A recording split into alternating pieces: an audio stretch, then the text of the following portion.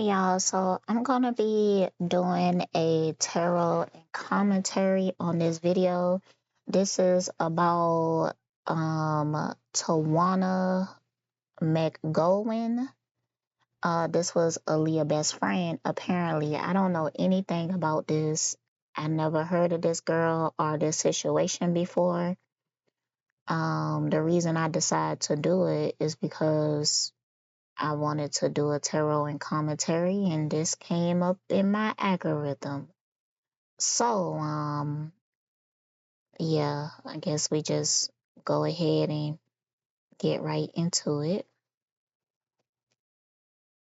Imagine you just got off of overnight shift and you are calling your 10-year-old son to come outside so that you can take him to school.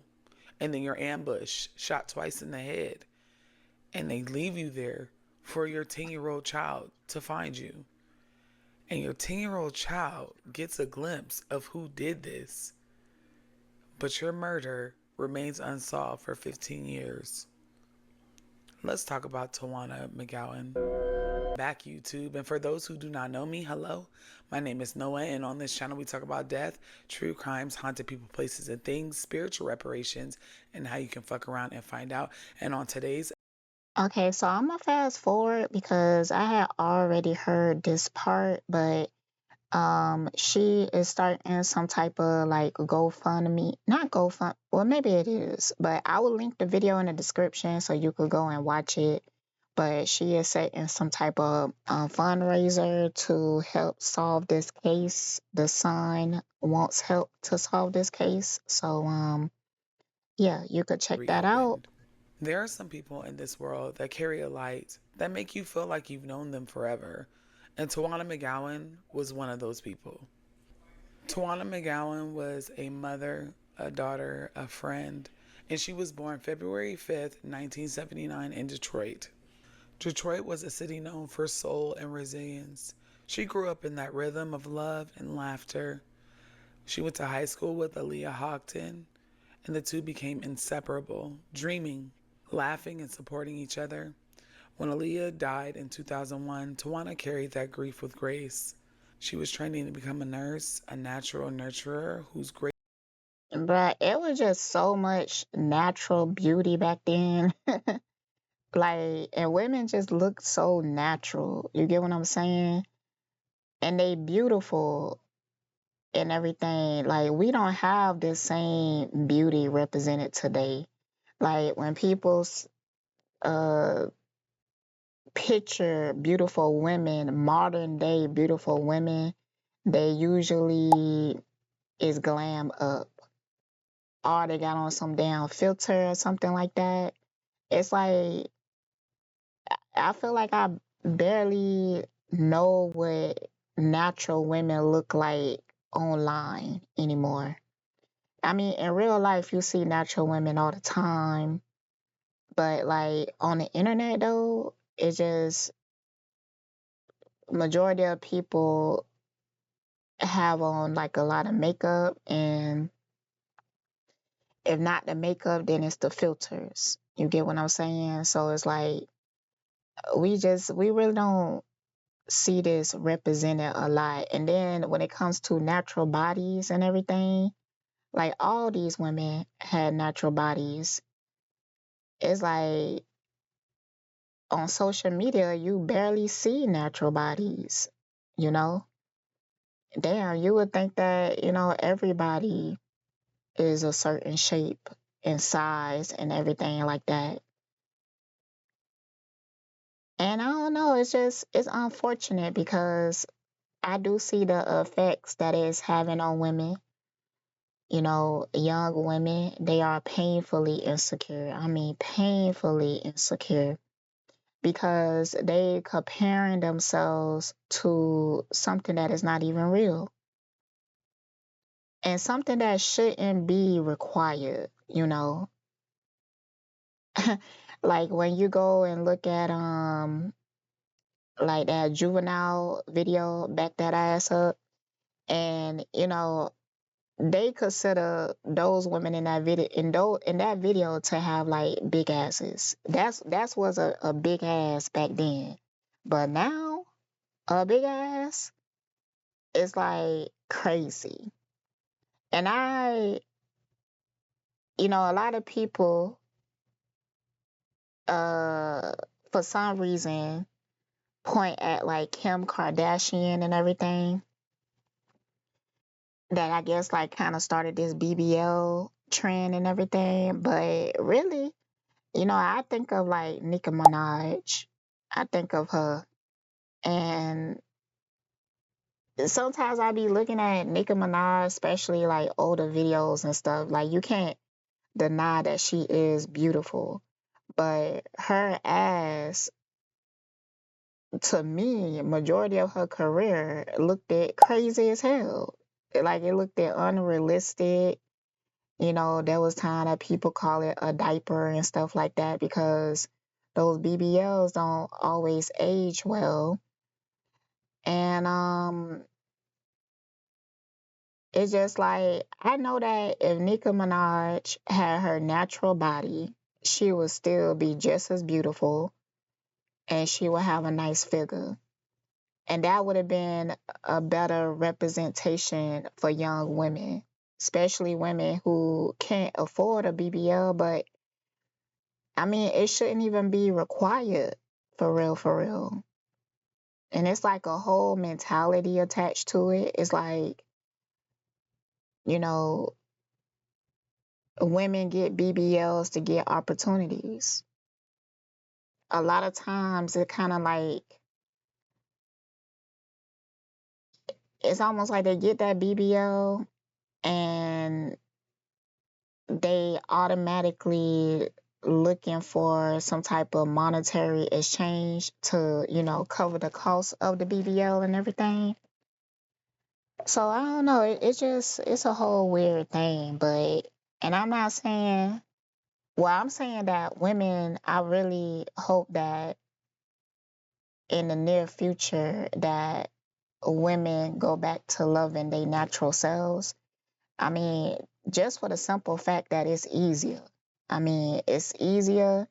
And when you love yourself for, who you are, not what you could be if you get certain enhancements and everything like that, the connection that you have with yourself is just so much better.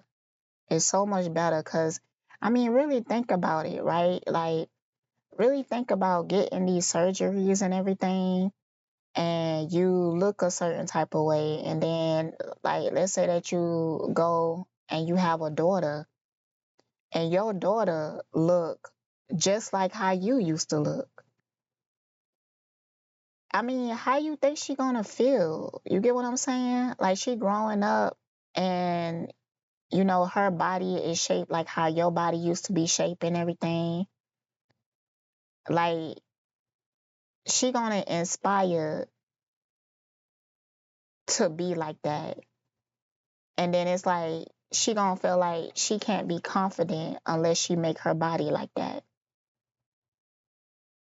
And it's like you can't really say nothing because I mean it's like when you call your child beautiful, like is they really gonna believe it? I know I wouldn't. If my mother had like a BBL and all these plastic surgeries and everything, and I look like how she used to look, and she tell me that I'm beautiful. And I'm like, but you didn't even see yourself as beautiful. So how do you think I'm beautiful? It's like it's just gonna breed insecurity versus like if you was still your natural self and you call your child beautiful and you was able to accept your own beauty and feel beautiful in your own skin, they more inclined to believe you and they more inclined to feel like they are beautiful too. But it is what it is. Greatest love was her son, Kyle. He was her world. At some point, Tawana met a man at her job in the hospital, and she would later marry this man who will remain nameless. And everything after this is allegedly, but she fell in love and got married. Her marriage began in love, but grew dark. The man who once promised her the world began taking pieces of it away. Friends noticed fewer smiles and visits. Kyle remembers hearing things, the arguing, the tears. There were witnesses who said he was abusing her, though few spoke up publicly. Tawana began to withdraw but never stopped planning her escape. By January of 2010, she had had enough and she was planning her escape to leave her husband. Kyle remembers the conversation and he quotes, "She was supposed to be leaving him and moving in with my grandma on Friday, and she died that Monday. She had been living in a new house only a couple months. No one knew the address except for the stepfather." Okay, so I got one question while listening to this. I want to know how do this ex-husband feel about her death when it happened? So let's get some cards. Oh my goodness gracious, bruh. Like when I'm feeling certain things and everything, like I feel like the need to express it and say it out loud and everything. But I'm trying to grow out of that.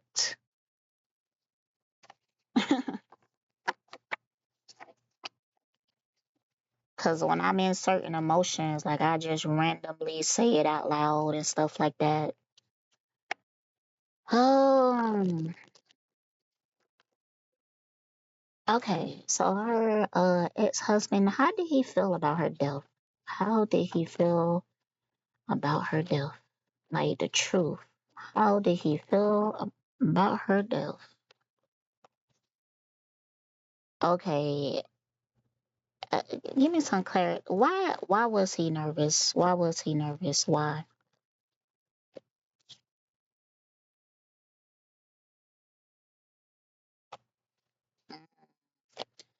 He could have been having some type of affair and everything. Okay, so what I'm getting is that he was nervous about being blamed. He was nervous about the blame being on him. And I feel like he was thinking of how this could backtrack to him. Like, and I believe that he had something going on behind the scenes. Like, he could have had somebody, a side piece or something like that. And he was afraid of people finding out about that because he was afraid of people seeing that as a motive. Um, Dishonesty in business, your reputation, as well as your long term goals are in jeopardy. Lack of insight into problems affects your judgment. You are extremely short sighted.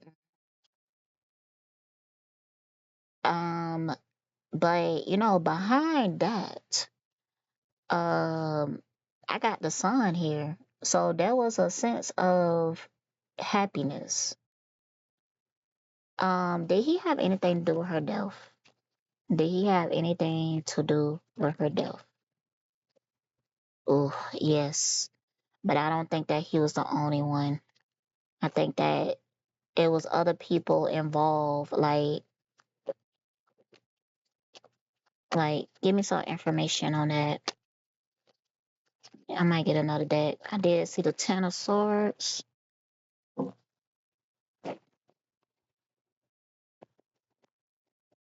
I mean, they saying that her and Aaliyah was best friends, but was they best friends in her adult life or they was just best friends in school?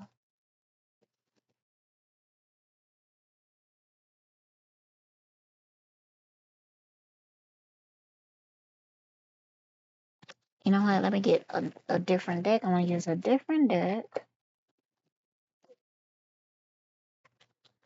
What was his involvement?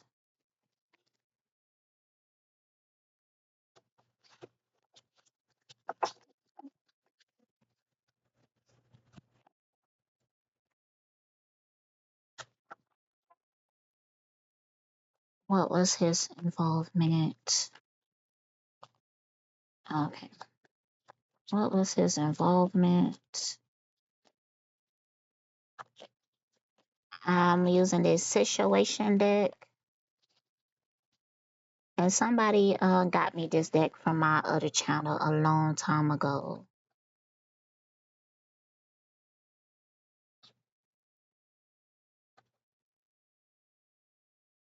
I mean, it was definitely premeditated. It wasn't like no spur of the moment type shit.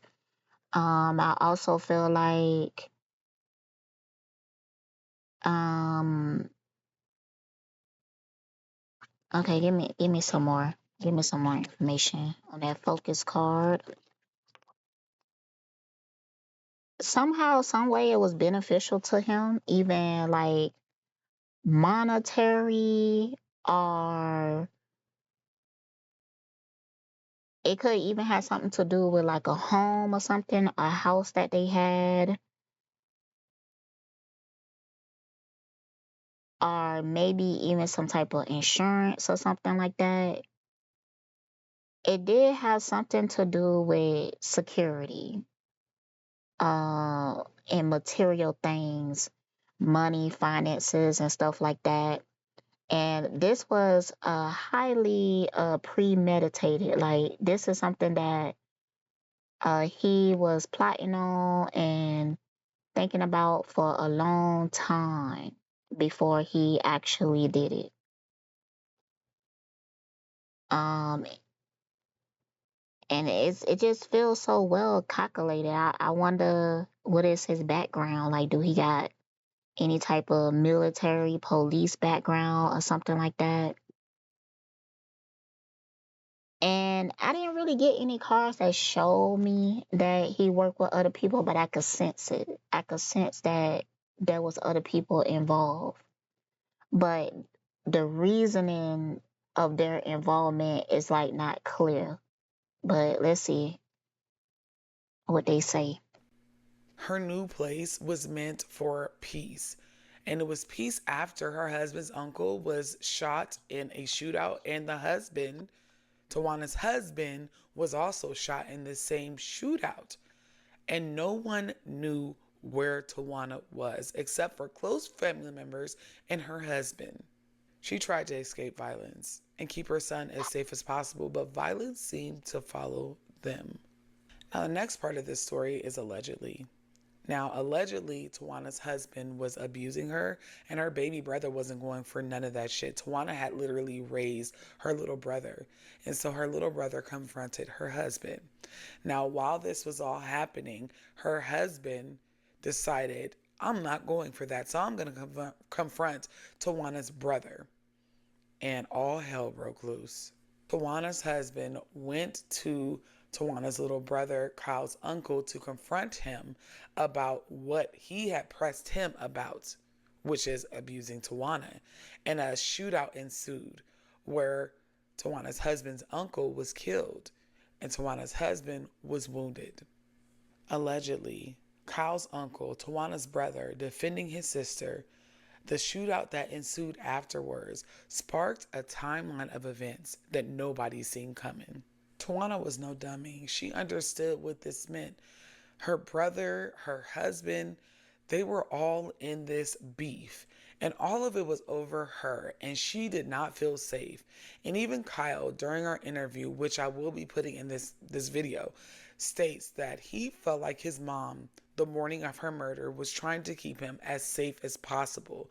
Although the things that she was telling him to do was out of the ordinary, it still was a very ordinary Monday morning in January of 2010. On January 11, 2010, around 8:30 a.m., Tawana returned home from an overnight shift. Before she could walk inside, she was shot twice in the head. Neighbors heard two sharp pops echo through the cold. She died at her front door. Now, mind you, I'll put this in with Kyle's interview, but she called Kyle and told him, I'm coming to get you for school. I'm going to take you to school this morning. Normally, Kyle walked, which tells me in my head that she knew something was very off with this morning and she was trying to get Kyle out of the house as quick as possible. At only 10 years old, her only son found her face down in the snow, shot twice in the head. He began to scream. A neighbor came out, saw what was going on, and ran back in. But as he sat there in the snow, because this happened so quick that he was able to run outside, he saw a man running to his car that allegedly looked a little too familiar for Kyle's liking. After Tawana's death, the silence deepened. Her husband was awarded her life insurance, every dime of it. Mm, boy, boy, boy. Mm, mm,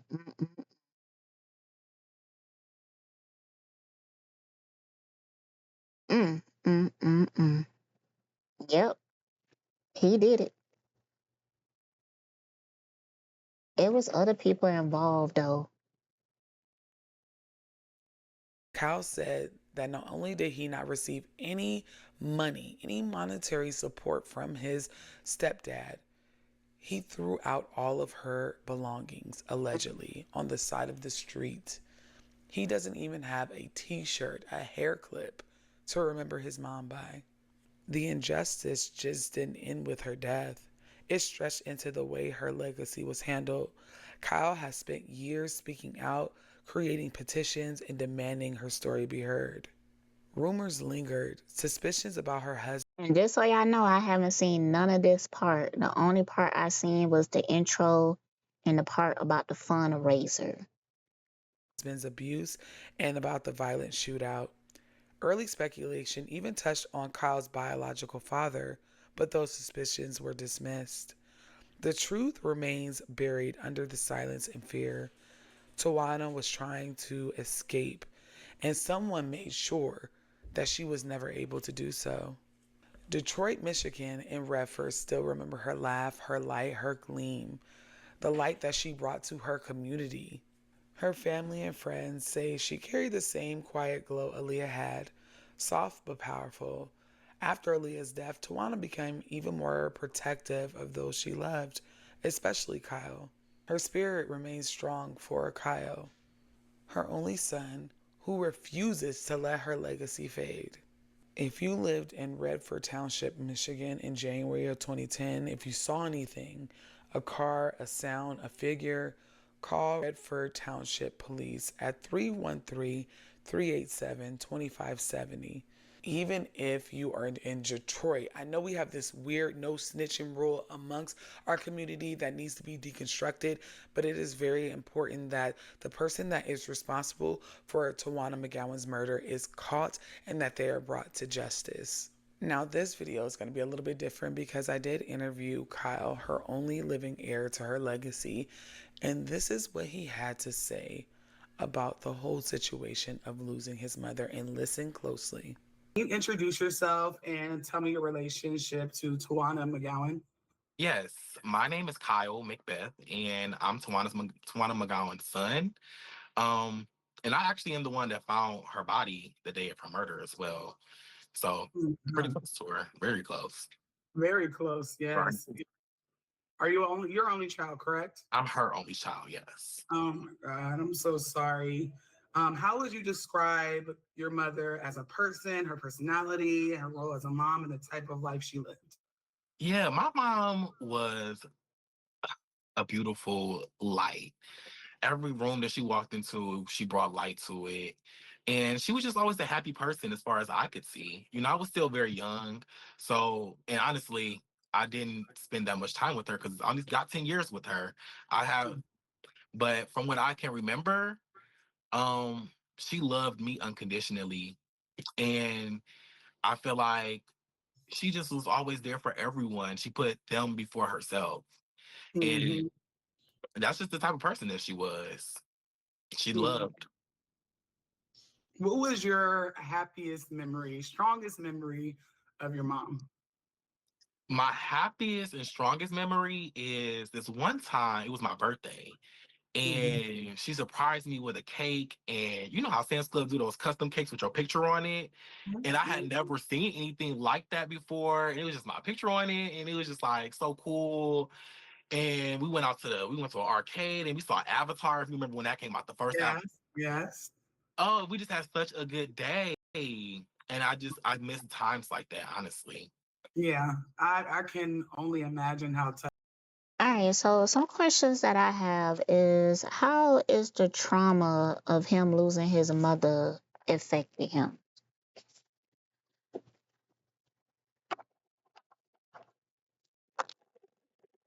How has the trauma of him losing his mother affected him? Hmm.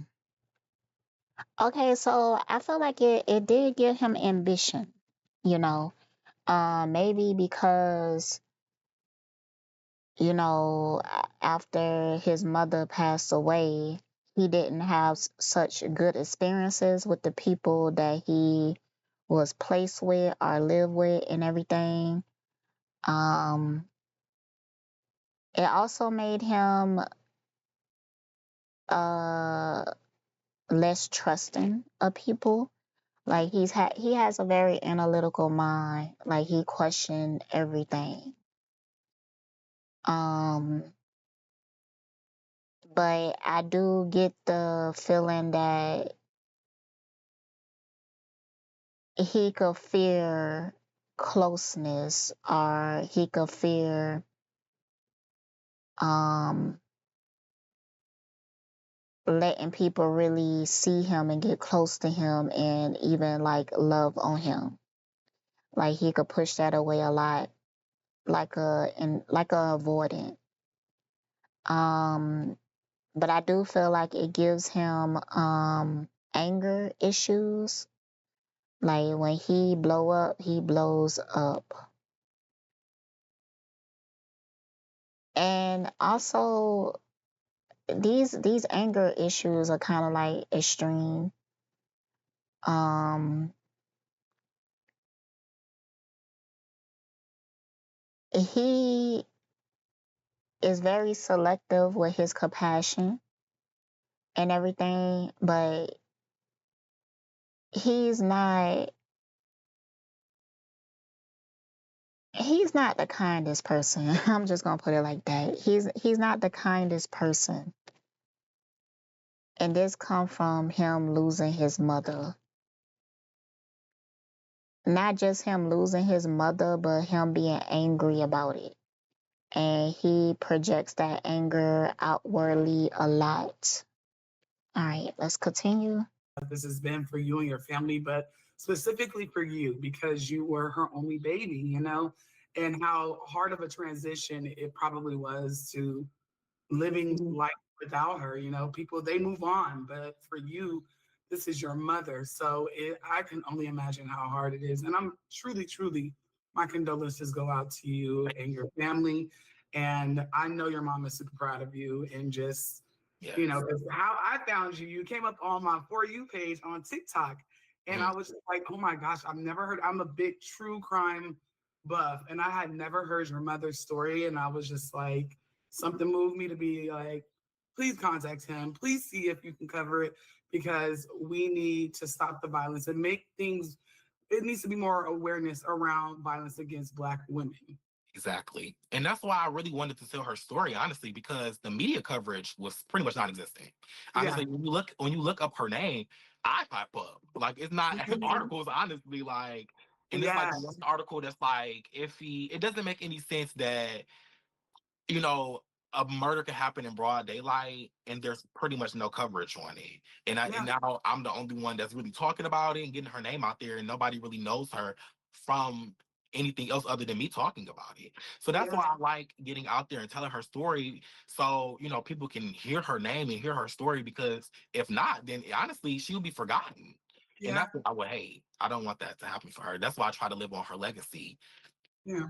And she won't trust me because with this covering and other people covering her story, she Mhm. won't be. And I'm hoping that they reopen her case and we get the ball rolling because there's no way that it's not really a who done it in hindsight.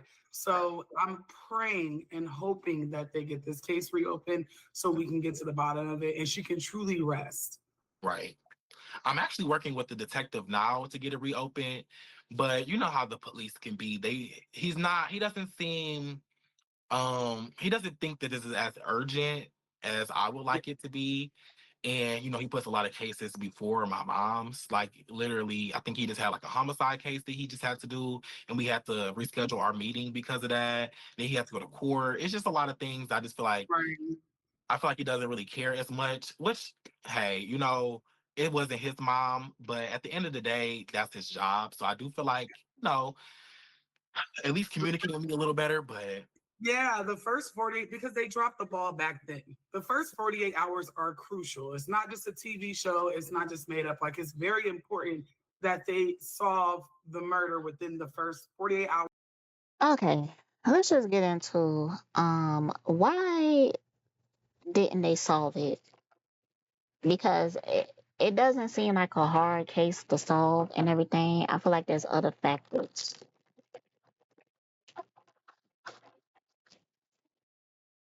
Why didn't they solve the case?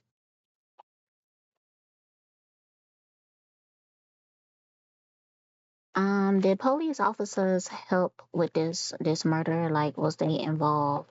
Was they involved with this?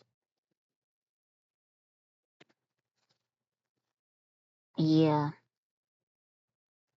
cause I was just getting the feeling like somebody was like paid off.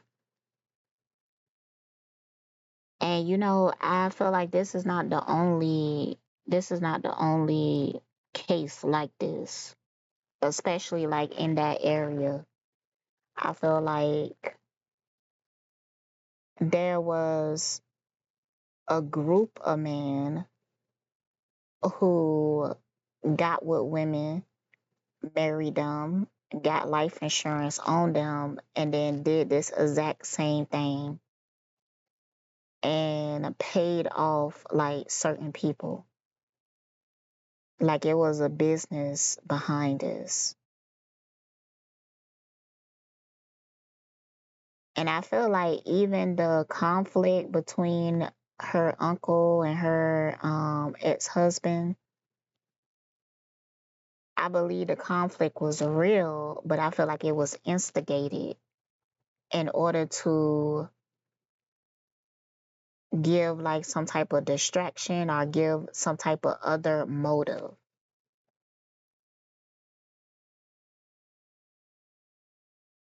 But even then, yeah, because it's an extremely easy case to solve. Um, hmm,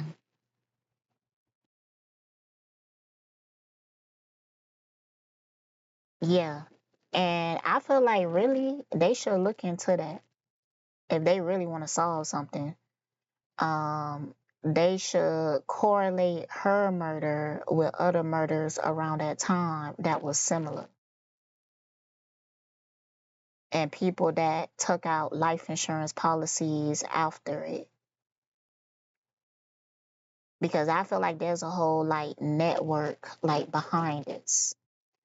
And it's unfortunate because I believe like this happened in areas where there is high crime and everything, and the police could always dismiss it as gang related or something like that. Um, so in these areas, they do stuff like this because people don't care about the people that die.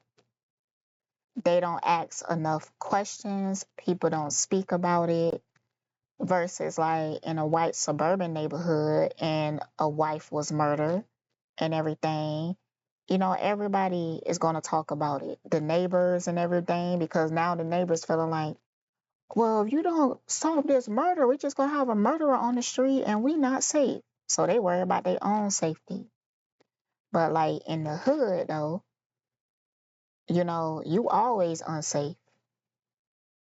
And they put you in an environment where you more unsafe if you speak.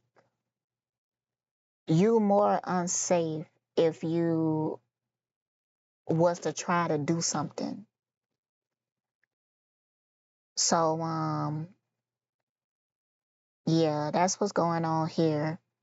I feel like that's the only way they really gonna get it off the ground and possibly solve is if they correlated with something bigger, because there is a bigger network or organization like behind this. Or the likeliness of it being closed prematurely or it going cold is very likely. And they dropped the ball back then. And I'm hoping that we can get him to reopen this case. I don't know if you mind. I would love to put the information for people to call and reopen her case within the description of this video. Please do, actually. hmm They can Okay. call, email, let them know that, people actually care about it. And that's what I wanted to tell him too. Like, this isn't just the case that like no one cares about. Just it's just me. You know, I seen his face before. His face is very familiar.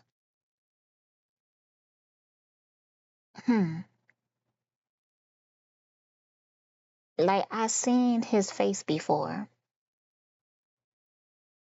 I told him like I have got a lot of people that are willing to just like call and support me in this case. And I'm getting my own media coverage from it at the end of the day. I'm doing my own work. So it may not be on the news, but a lot of people care and they're behind me for her. Yeah, absolutely. Listen, I'm a mother myself, and I couldn't imagine. I don't just have one kid; I have four. So I couldn't imagine being murdered and there's no justice for my babies, because at that point, that's my legacy, and you're doing exactly what a son is supposed to do for his fallen mother. So I applaud you, because I'd be in shambles, and I know this happened a long time ago, but it's never too long whenever you're the person who's feeling the pain, the loss, the grief. Can you tell us or walk us through what you remember from the day of your mother's murder? Yes. Okay. So usually I would walk to school. My school was right around the corner from my house back then. Mhm. But on that particular day, I woke up. I was very independent, first of all. Like I said, I worked at school, but I was only 10. But it was nobody in the house. But my mom worked midnight, so that was normal for me. But usually, at least her husband would be there or something. Mhm. Um, but nobody was there, which was fine, whatever. I got ready and my mom called the house phone and Mhm. she was like, I'm gonna drop you off at school today and get ready. And she gave me the alarm code and she told me to put the alarm code in and turn it off before I leave out. And that was that. Mhm. I got ready, do. And I tried to put the alarm code in. Well, first of all, I looked outside the blinds before I put the alarm code in because I wanted to make sure she was there. And I saw her car there. I was like, okay, let me put the alarm code in. I'm about to go. Put the code in, and it just started. All right, so I want to ask, like, why did she feel the need to pick him up this day? Because I think that she had talked to her ex-husband, like he knew that what her plans was.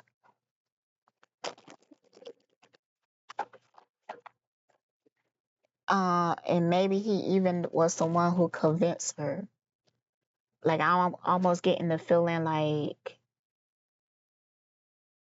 you know, maybe she was getting like some type of threats or something that made her feel like she needed to take him to school that day. Why did she feel the need to take him to school?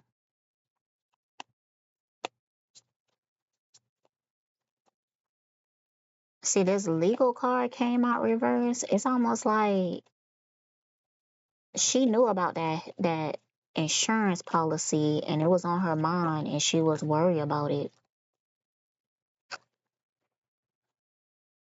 I mean, is there any chance that she was pregnant?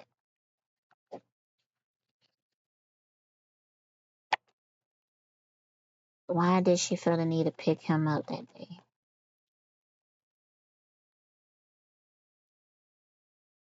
Like, if she was able to talk about her ex-husband and everything, she would say that she was afraid of him doing something. Like she had her own suspicions.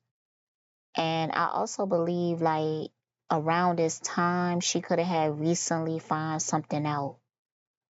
Um, she was also planning to move. I'm seeing that here. And I feel like it could have been an intuitive thing. Like she could have felt something really off and wrong and everything. Like I'm almost feeling like this feeling in the stomach. You know how when your stomach speak to you, like your gut instincts? It was something like that. But um I mean, did she usually get off around that time? Hmm.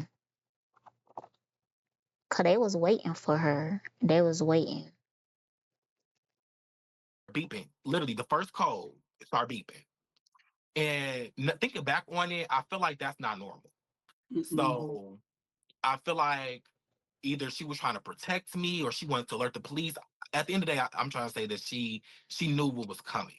Also because Mm-hmm. she was going to drop me off to school. Like it was just so out of the normal that day. Yeah. And then so it was just beeping and beeping. I'm steady trying to put the alarm in, put the code in, and it's just not working. So probably I don't know how many minutes passed by. It's just kind of a blur now, but probably about 5 minutes, I'm sure. I was just trying to put the code in. And eventually I just walked outside because I was gonna get my mom to do it. Mm. I walked outside and I saw this man running away. He was running towards the car that was parked across the street. And that was the first thing I seen was him running. And I looked over and I saw my mom face down in the snow. And it was just like so much going on for me at the time. I don't really know what was going through my head, honestly, but I'm gonna tell you right now, my mom being shot was not. Mm-hmm. I was just simply not expecting to turn over her body and see so much blood and just see that scene. Mm. And I just wish that, I could have, known to look at a license plate or something or anything, but I didn't know at the time. So the killer got away and he drove away. And I ran over to my mom and I flipped over her body and I just saw so much blood and it was crazy. So I started screaming and for help. And the neighbor across the street, he came out and then he ran back in. So I guess, he called the police. And Mm. then um, yeah, and then we went to the police came and they took me to the police station. My grandma came and got me, and then at the police station they told us that my mom had passed away. So it was like all within a couple of hours, honestly. And Mm. then it was after that, here we are. The strangest thing was just like for me how her husband reacted after her murder. Um, he completely like cut me off. Mm. So, and then honestly, he cut off my entire family on my mom's side. And then the funeral was just really weird as well because All right, so I was asking like what did his mom know? Like what did she know exactly? Um she knew something shady legally was going on. Like either she found some type of paperwork or maybe she went to the courthouse and checked with them. But she knew that her ex-husband was doing something shady and she also knew about alliances that he had, that he was indeed working with somebody or working with a group of people. um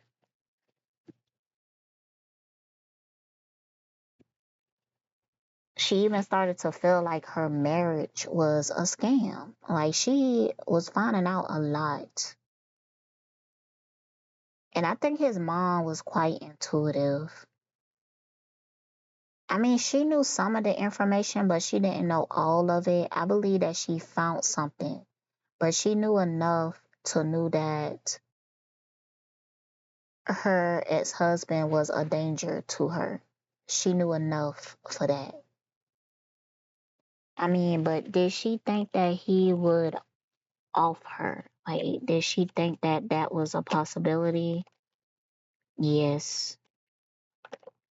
He might have even threatened it. Yes. Yes. Yeah, she knew.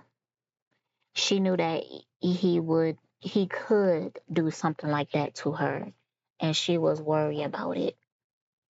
Is he didn't really want anything to do with it. He just told my grandma, just do whatever you want, pretty much. Mm. And then like a lot of my mom's belongings, even my stuff. I don't even have some of the stuff that we have from that house.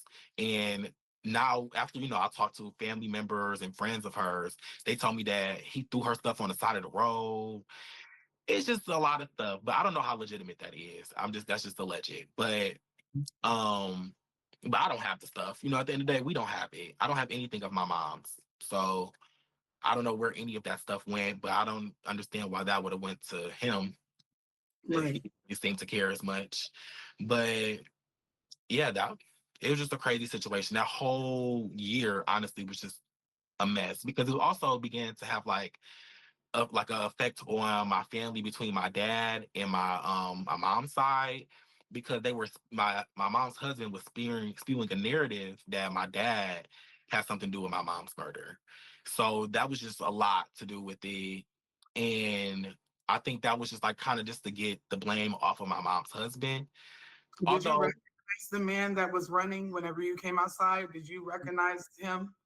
So I didn't see his face, but the silhouette to me looked as if it was my mom's husband. And the Mm. clothes that he was wearing too. He was wearing like a black peacoat, not a peacoat, like a black puffer peacoat kind of in a way. The peacoat material, but Yeah. a puffer jacket, like a bomber. I don't even know what it's called. But and he had like one of those kangaroo hats. I forget what they're called. Kangaroo, Kango, huh? like a Kango hat. Yes, Yeah. he had one of those on. And he was running towards the car. And the reason why I think that it looked like her husband is because her husband was a heavier set man. Mm. And he had a particular shape to him. So to me, that's what he looked like. He looked like he was my mom's husband.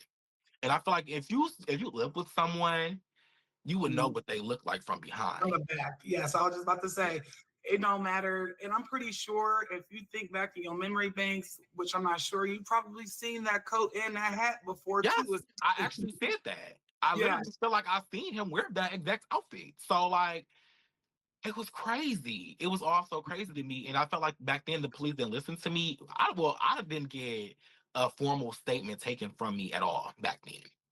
So what they did was they talked to me. Well, first of all, any child, you should not be getting a statement from them an hour after their mom was and they found their mom murdered.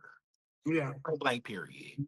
But even then, they didn't question me like formally at the station. They didn't talk to me a couple days later to get another statement to see if I remember anything.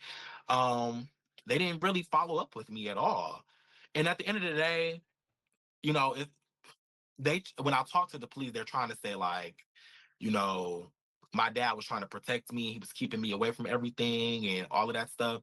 But they're the police. I feel like they should Yes. get a statement at the end. Absolutely. And you were the only witness. The Exactly. only witness. And if they would have given you a day or whatever the case was, that would have been appropriate.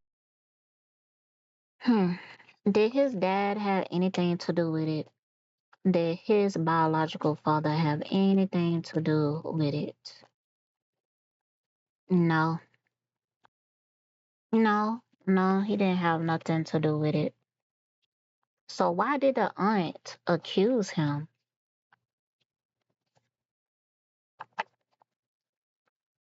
Mary, shuffle these cards. Oh, nope. Hell no. Let me see what the cards say. I'm already getting it though. Cause I feel like he had the ex-husband had some type of affair going on. Um, and it could have been with this aunt. Why did the aunt try to accuse his biological dad? Mm-hmm. She was trying to protect him. She was trying to protect the mm-hmm. It's a whole lot of cups coming out. Mm-hmm. Hold on, let's get some cards from this. What was the relationship? Hold on, let's shuffle these back in. And what he needed to do, he needed to go see, after um his mom passed away, like how did that aunt life change? Like,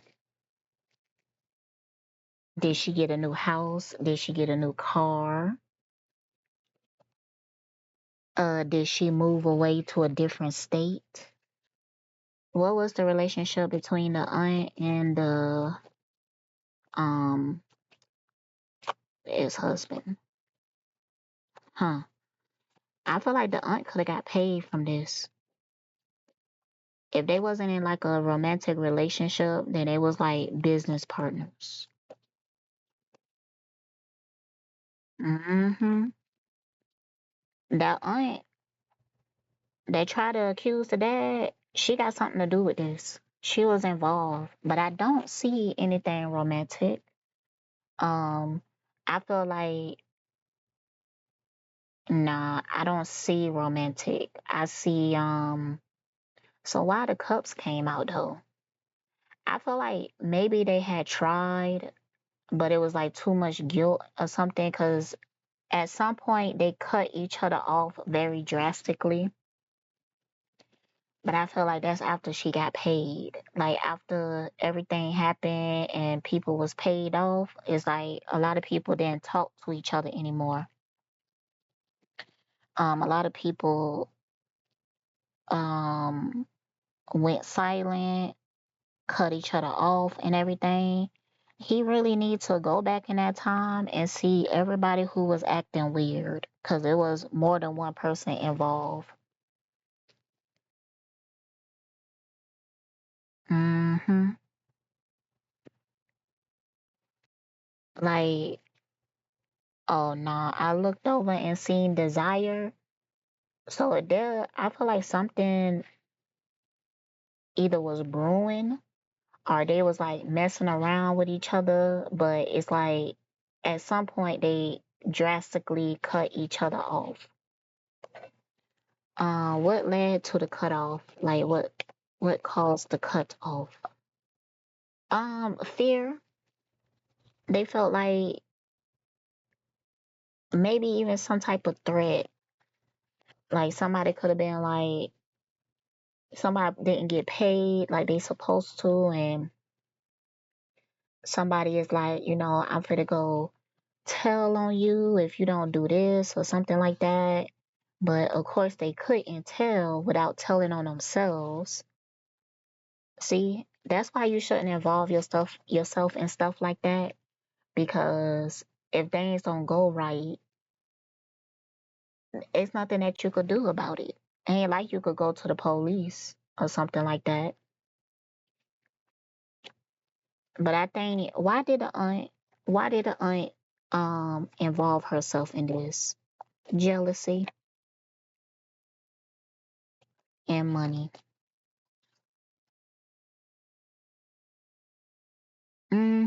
Jealousy and money.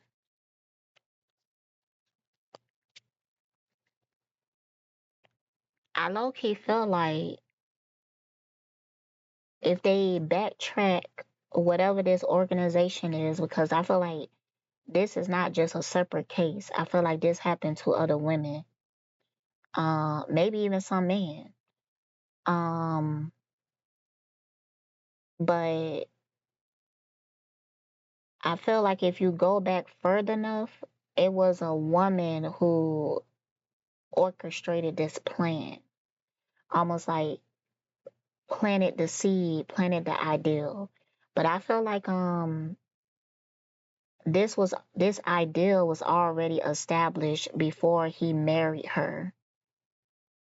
So I feel like he married her for this reason. And she is a victim of this scam. This is like some type of scam that was going on around that time.